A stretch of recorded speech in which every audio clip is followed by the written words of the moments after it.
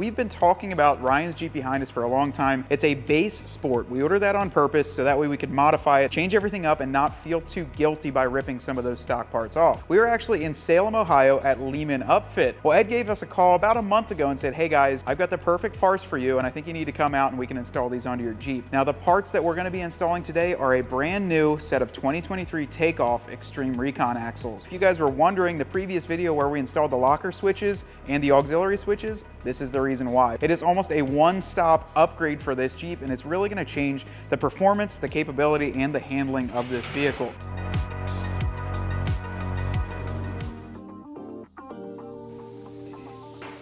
It's gonna fight you all the way from the beginning.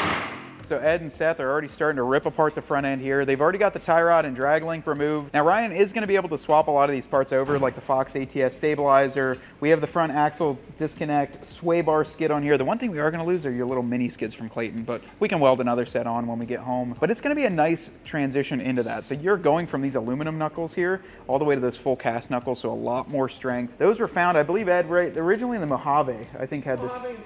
Yeah, they had the cast knuckles compared to the aluminum ones here. And then you're getting CV axle shafts, which are a lot stronger too. So here they are, guys, right here on this pallet, the front and rear axles. Now what's nice about these, like I said, all those benefits I was just mentioning behind us in the front of the Jeep are right here in the axles. Now, Ed did say these are out of a 2023 with no miles, so these are a brand new takeoff axle. Couldn't get them off of a 24 yet because not too many people are swapping those. But all the benefits are built into here. You can overall see just the overall casting size of this rear end and the front end here. So much larger than what Ryan's got going on. Another cool thing, you can tell these are Extreme Recon right away.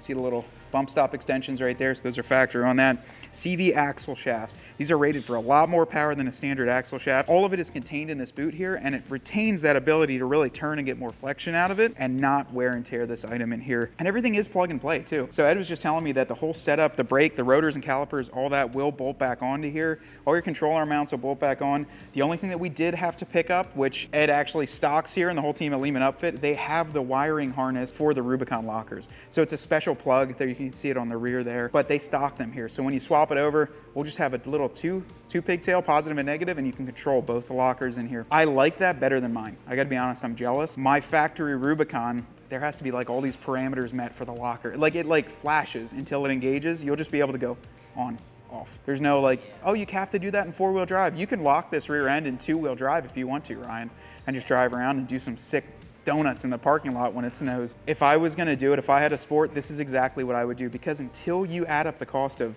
re-gearing, adding lockers, cast iron knuckle, you can't do that for the same price as buying takeoff axles. And if your Sport's a little older and you have some more miles on it, a lot of these components are already going bad, so you may as well just get everything fresh underneath. So for yours, it's brand new, but for a Sport, a 2018 that has a 60, 70,000 miles, this is giving you everything fresh, not just what's in here. Yeah, so it's just about pulled apart. Once you really look at these, there's not a ton to pull off, but you know, if you're not comfortable doing something like this at home, you guys make it look easy too. You got the tables and the tools and all the knowledge of doing it. You know, I would say definitely recommend using a shop like this to come out and do this. Will this void my warranty?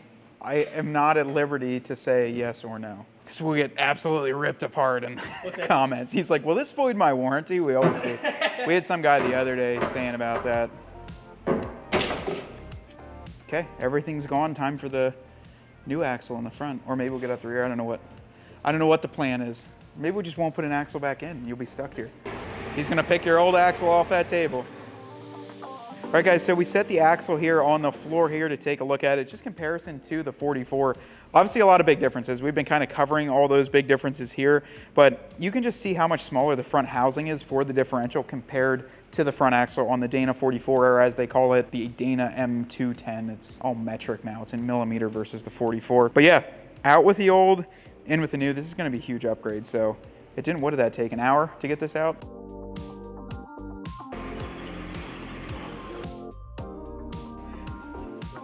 Just be careful with these nice bumpers that we have on here, okay? Anyway. Yeah, we took that, all that stuff that gets better miles per gallon right off. This thing's gonna fly with, like, you have all plastic everything. You have no hardtop, plastic bumpers, 456 gears. You and I are gonna race. Who do you think wins in a race, Ryan's Jeep or mine after all this is done? I think it'll still be yours. Yeah, see, money's on mine. But you have throttle booster too, and cold air intake. So much torque, the chassis twisted coming off the line. Barely kept it on the track. Vegas odds are on mine. Now, one thing Ed was just kind of saying off camera here, like he does touch up these axles when they factory take out. I'm already having issues with my 24 all around. I mean, even the lower sway bar link bracket, he said underneath the perches are very lightly coated. These things are just rusting pretty quick. I don't know. They say that they're meant to do that. Some manufacturers say they want a rust coating. That way it doesn't rust further, but that doesn't make any sense to me. The other thing too, they came with black dust shields versus the bare aluminum. Kind of a neat little tidbit there. And yeah, I don't know, maybe that adds some more horsepower to your Jeep. Well, after just a little bit of work, the front end has been swapped out. And unless you notice it up close, you know, without a differential cover or anything on here, this looks very similar to the stock axle. Just looking at CV shafts and some of the other items that we pointed out, those are really your biggest differences. Honestly though, I'm excited for you to see the feel of this. It's going from a 345 gear all the way up to 456. That's a huge jump and a perfect gear for a two-door like this. Honestly, I think the pep of this Jeep is gonna be pretty extreme. It's got some pep. Yeah. Yeah, it's got some real pep. Jeez, that's quick. And right now we have plastic bumper as a soft top. There's not much weight on this Jeep, and you're running 35s. I think it's gonna be plenty of power, especially with this regear. Just really give you more of that power back. You didn't really lose a ton, but this is just gonna give you that much more.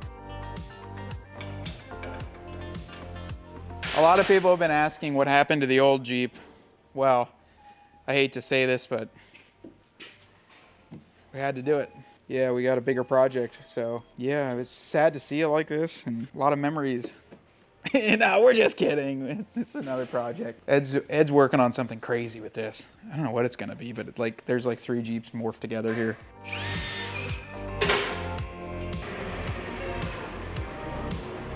So guys, here is the stock rear that we just pulled out of Ryan's Jeep. This is the Dana M190. So we're upgrading to an M220, wide track, thicker tubes, thicker casting on the center section there. A lot of it is similar on this, so some of your castings on here, but I believe we did look at it. I think the control arm mounts are thicker on the Extreme Recon axle, and then also you get the little bump stop extensions here. Not like as much on the back, so thicker axle, bigger gears, all that stuff. The front's a lot of benefits on there. So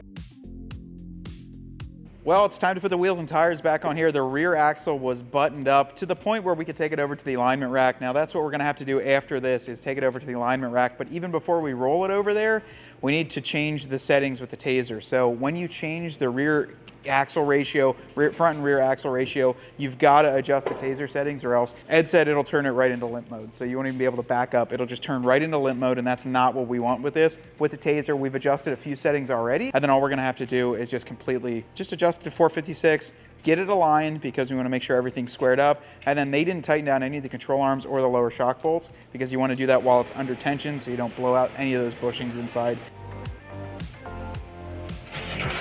As we're getting it done on the alignment rack, the last thing that we really have to set up besides torquing everything down is getting the locker switches to actually work. Now, I was able to pick up a harness like this that has the OEM locker connector on the end of it. Now, like I said, Leemen does stock the Mopar one in here, but this one I actually found on eBay, and there's a guy, a North Carolina Jeep owner, that just sits down and builds these. He just builds all the connectors here.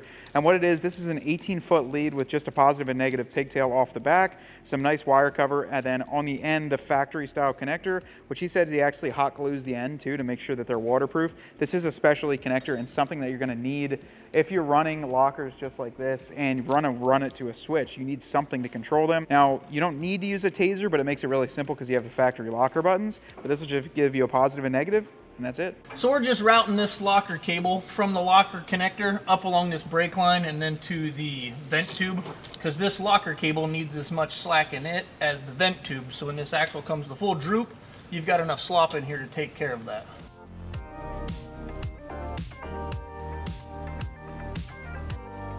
Okay, we're gonna take her for a spin, see if we can break her. Nice, Rye. Okay, I'm gonna just... Absolutely send it. Okay, yeah, I feel the difference, yeah, right away. That's nice, that's smooth. That's super smooth, man. 456 probably feels a little different. Yeah, it's turning them quick. Yeah, I like it. That's it. That's all you have to say? Well, I got to tear her up on the trail. That's what I got to do to really test her. We got lockers and everything. Don't hit the lockers right now, but No. I want to see if they work, and then we can do some sick donuts at home. Yeah. In Pop's backyard. Right in front of the shop. Yeah, right in front of the shop. Oh yeah, it just feels peppier. What else can I do with these? Front and rear lockers. So you got Okay. front and rear lockers, which all that's set up now. I don't know, it's just, yeah, you're a lot stronger now. I mean, this whole Jeep is just, it's set up now. I mean, that's quick. That's It's peppy. quick- Yeah, it's got some zip to it. Yeah, Yeah, I think I'll keep her. I think I won't trade her in quite yet. quite yet. Let's- Yeah. I mean, you have some time. Yeah. Okay. Yeah. Wrap right. it up. Cut. All right, cut. All right, let's feel it. Well, the throttle enhancer definitely helps right away, too. It's got some pep.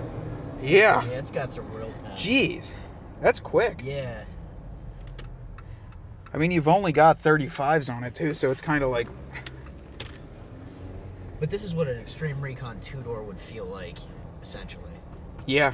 Yeah. 456 Well, you can get gears. you can get these axles on a Rubicon two-door, right? Yeah. So. Yeah, you can get them even with 456 or 488. I believe you could option it for 488, which might be a little bit too much for this Jeep. This is a super light Jeep, though, too. I mean, soft top, plastic bumpers, plastic fenders. You add a little bit of weight to it, but this will easily be able to handle it. Yeah. Yeah. Like, I'm not concerned at all about it being able to handle the weight. Your probably fuel economy will go up a little bit, too, on this, which will be nice. This is a nice setup. I mean... And it can take, the thing is, like, now, it can take all this. Yeah. These axles are solid. Like, you're not going to blow them up. I say that, and then, well, there they go. His alignment is dead on. It's a really good alignment. If it's like raining or something out, you're definitely going to spin out at the red lights. Okay, I definitely need to turn. Like, that you're going to go, Dude, we're gonna do a wheelie. that was pretty quick. Oh. He's pulling in. He's making sure you didn't. He's making sure I didn't break his truck. On today's Viewer Rig the Video, we are checking out Mario's 2024 Anvil Rubicon 392 that he has already got a ton of tasteful upgrades to it. First off, I can see those new TerraFlex bead locks with what looks to be a set of 37 by 12.5 Nitto ridge grapplers mounted onto them. Color matched KC lights with the mounting bracket on there up above. Some really cool accessories on this vehicle. A nice Factor 55 fair lead. Bullet point mounts on the interior. The clear lids top, which we've been trying to talk to those guys to see if we can get one on the channel. This is a beautiful looking Jeep, and I gotta say, I'm very, very happy to see it in Anvil. I know Ryan loves this one, and it does look like Mario's in law enforcement, so thank you for your service with that too. I love the custom plate on the back that says V8 buy. But Mario, thank you so much for submitting. We really appreciate you watching, and an absolutely beautiful rig. If you guys want to have a chance of your rig being featured, be sure to send us an email or hit us up through Instagram. Well, that is a wrap for today's video. Just a couple hours later, and Ryan's two-door has been completely swapped out with Extreme Recon axles, and I gotta say, driving it just around the corner here, this thing makes a lot of power. It's with the 456s and the throttle booster now, but with 35s, this thing absolutely cooks, and I'm super happy that Leemen and the whole team here hooked us up with these axles. I think that was just so gracious, and we had such a good time out here with those guys. If you're in the area or outside of the area, you want your Jeep worked on or any off-road vehicle, bring it here. This is the place to come. And I gotta say, I'm super happy with how Ryan's Jeep turned out. It's gonna be an absolute beast once we start adding on more of the accessories. We got bumpers coming, they're at powder coat now. Some other cool things going on to this Jeep. Some paint match parts, I mean, really a lot more coming for these, and some interior accessories, a lot of interior accessories for both of our Jeeps. Anyways, guys, make sure to like and subscribe, drop a comment down below, and let us know what you think of the two-door with the Extreme Recon axles. This is basically turning into a two-door Extreme Recon. Like I said, thank you guys so much for watching. Definitely give Leemen Upfit a follow on all their social channels and give them a shout out too. And we will see you guys on the next one. My name's Matt, and that's Ryan behind the camera, and we want you to get out there and earn yours. That was a little off, yeah. Pretty off. Yeah, it was pretty bad.